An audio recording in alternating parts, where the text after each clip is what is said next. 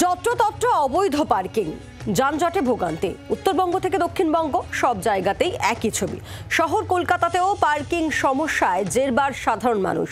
জলপাইগুড়ি, উলুবেড়িয়ায় সেখানেও রয়েছে পার্কিং নিয়ে একই ছবি, অর্থাৎ যত্রতত্র অবৈধ পার্কিং এবং যার জেরে যানজটে ভোগান্তি নিত্যযাত্রীদের। উত্তরবঙ্গ হোক কিংবা দক্ষিণবঙ্গ, সর্বত্র সেই একই ছবি। বাদ যাচ্ছে না শহর কলকাতাও। শহর কলকাতাতেও সেই একই সমস্যা, অর্থাৎ অবৈধ পার্কিংয়ে জেরবার শহরবাসীও। আজ সকাল থেকেই বিভিন্ন জায়গার ছবি আপনাদের সামনে আমরা তুলে ধরছি, সে শহর হোক কিংবা জেলা, উত্তরবঙ্গ হোক কিংবা দক্ষিণবঙ্গ। কারণ যে সমস্যা সেটা বারবার দীর্ঘদিনের যে সমস্যা, বছরের পর বছরের যে সমস্যা, যেখানে দেখা যাচ্ছে যে একেবারে রাস্তা, সেখানে ফুটপাত, সেই ফুটপাত রীতিমতো দখল করে নিয়ে দোকানপাট চলছে, কোথাও আবার অবৈধ পার্কিং চলছে এবং যার জেরে সমস্যায় পড়তে হচ্ছে একেবারে পথ চলতি মানুষদের, নিত্যযাত্রীদের। এই মুহূর্তে আমাদের সঙ্গে আমাদের দুই প্রতিনিধি রয়েছেন। ভবানীপুর থেকে রয়েছেন আমাদের প্রতিনিধি অয়ন ঘোষাল, রয়েছেন কাঁথি থেকে রয়েছেন আমাদের আরেক প্রতিনিধি কিরণ মান্নান রয়েছে আমাদের সঙ্গে। আমি শুরুতে একবার শহরের ছবিটা বুঝে নেবো, অয়নের কাছে যাই। অয়ন, তুমি যেখানে রয়েছে ভবানীপুর অত্যন্ত গুরুত্বপূর্ণ একটি জায়গা, সেখানেও সে একই রকমের সমস্যা, অবৈধ পার্কিং এবং যার জেরে যানজট এবং ভোগান্তি।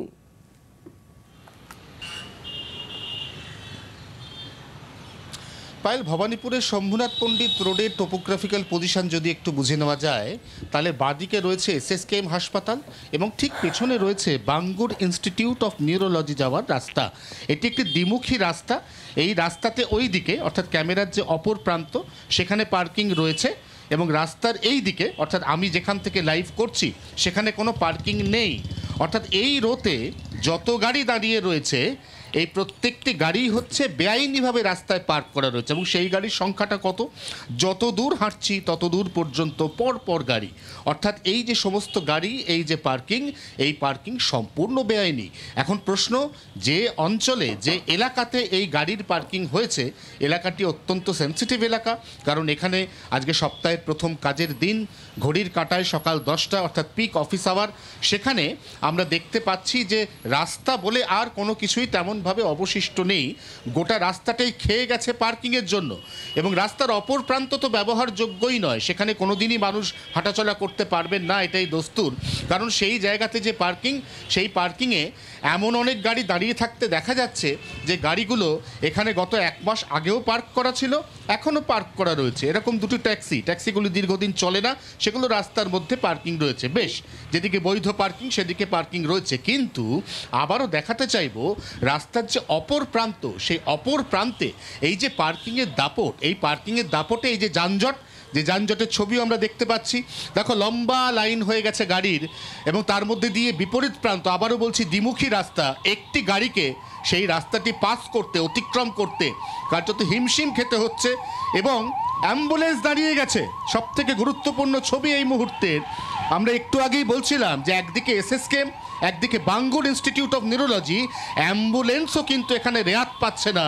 অ্যাম্বুলেন্সকেও এই রাস্তা পার হতে রীতিমতো বেগ পেতে হচ্ছে। তার সব থেকে বড় কারণ রাস্তার দুপাশেই পার্কিং এবং সেই কারণেই রাস্তাটি অত্যন্ত সংকীর্ণ হয়ে পড়েছে। পায় একেবারে সে ছবি স্পষ্ট, অ্যাম্বুলেন্স যেতেও সমস্যার মধ্যে পড়তে হচ্ছে। তার কারণ যত্রতত্র এভাবে অবৈধ পার্কিং এবং যে বিষয়টা বারবার করে উঠে আসছে যে দিনের পর দিন, বছরের পর বছর এই অবৈধ পার্কিংয়ে অনেক সময় পার্সোনাল গাড়িও পার্ক করে রাখা হচ্ছে এবং যার জেরে এই যানজট এবং ভোগান্তি এবং খুব স্বাভাবিকভাবে সাধারণ মানুষ এই ভোগান্তির মধ্যে পড়ছে। এমনকি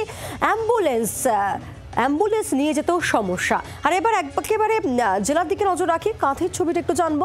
কিরণ রয়েছে আমাদের সঙ্গে। কিরণ, শহর থেকে শুরু করে জেলা, সর্বত্রই এই দুর্ভোগের ছবি এবং অবৈধ পার্কিংয়ের রমরমা।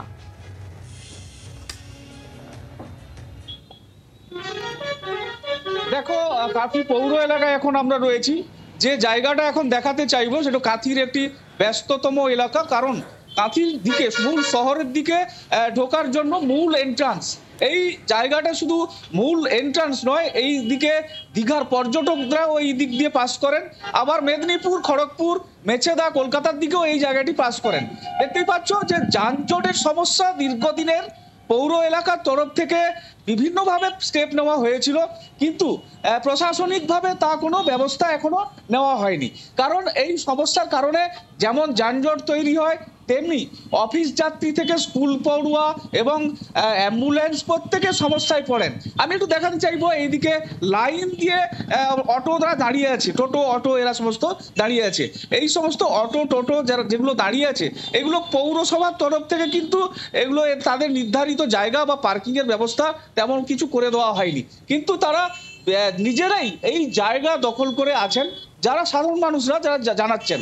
এবং এই পার্কিং এর সমস্যা শুধু এই জায়গায় নয়, শহর জুড়ে, অর্থাৎ বলতে চাইবো যে এই শহরে শুভেন্দু অধিকারী বিরোধী দলনেতা এবং অখিল গিরি প্রাক্তন মন্ত্রী, সভাধিপতি, 7 জন এমএলএ, এমপি, ভিআইপি থেকে শুরু করে বহু ব্যস্ততম লোকজন তারা এই শহরে বাস করেন।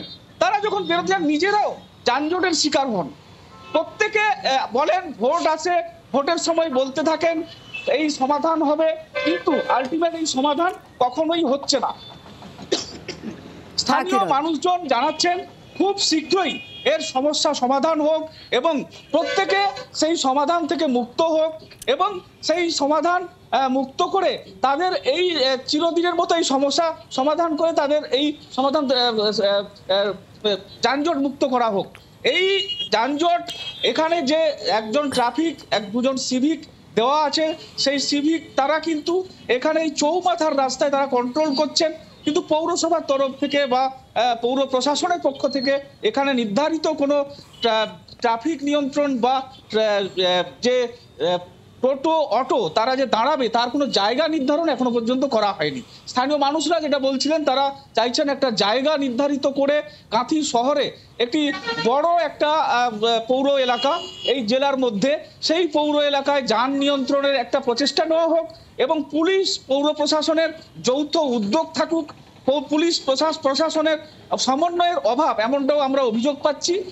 এছাড়াও এই শহরে প্রায় 3000 টোটো অটো চলে, তাদের মধ্যে অনেকের পারমিশন আছে, অনেকে কিন্তু বেআইনিভাবে এই অটো টোটো চালাচ্ছেন, যে কারণে নিয়ন্ত্রণ হোক কাঁথির মানুষজন চাইছেন এবং প্রত্যেকে চাইছেন যে এই সমাধান খুব শীঘ্রই হোক।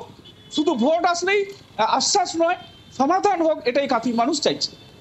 ধন্যবাদ আমাদের দুই প্রতিনিধি, দুজনকেই ধন্যবাদ। অর্থাৎ সর্বত্রই সে একই ধরনের একটা সমস্যা, যে অবৈধ পার্কিং যত্রতত্র, এবং তার জোরে ভোগান্তির মধ্যে পড়তে হচ্ছে নিত্যযাত্রীদের।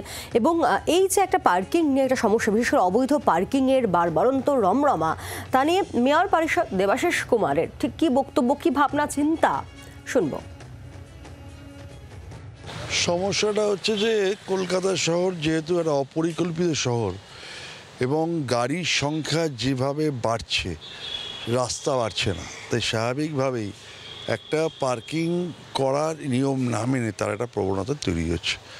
গাড়ি তো রেখে মানুষকে রাখতেই হবে, কিন্তু আগেই যে যত গাড়ি কলকাতায় থাকতো তার থেকে অনেক বেশি সংখ্যক গাড়ি এখন কলকাতায় থাকে, এবং তার মধ্যে আমাদের অনেক যেগুলো কমার্শিয়াল ভেহিকেলস সেগুলোও থাকে। সব মিলিয়ে কলকাতা শহরে রাস্তার অনুপাতে গাড়ির সংখ্যা অনেক বেশি, তাই সেই কারণে একটা সমস্যা আছে।